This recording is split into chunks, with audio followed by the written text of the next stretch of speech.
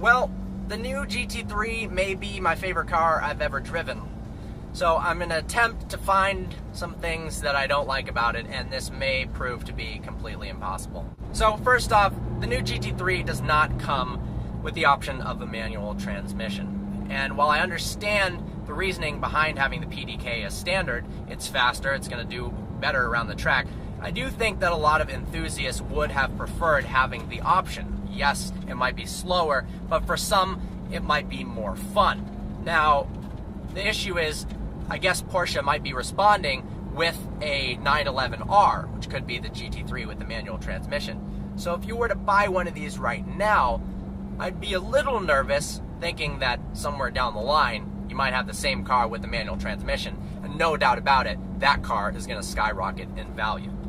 Another problem with the GT3 is not actually the GT3, but the other cars that Porsche makes, the Cayman GT4 and the GT3 RS. Of course, the RS is way, way more expensive, and now with, my gosh, the markup that these things are going for, $400,000, they're becoming absolute gold.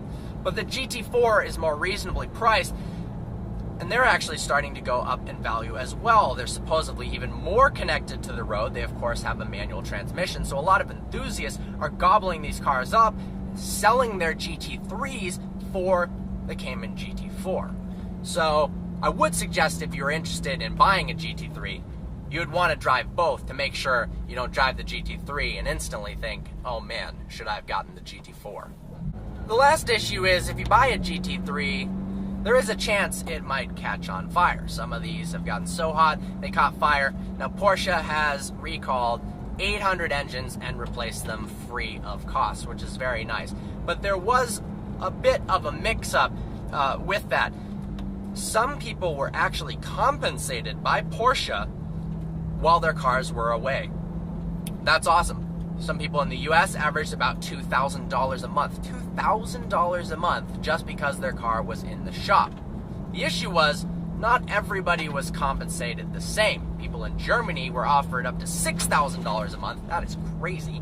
And people in the UK were left with absolutely nothing. So while I applaud Porsche's job at trying to compensate people, it should have been standard across the board. But there you go. There's 3 issues. Not even really issues with the GT3. They're all solvable except for the manual option. It really doesn't need a manual, and if you really, really want one, then wait for if the 911R comes out.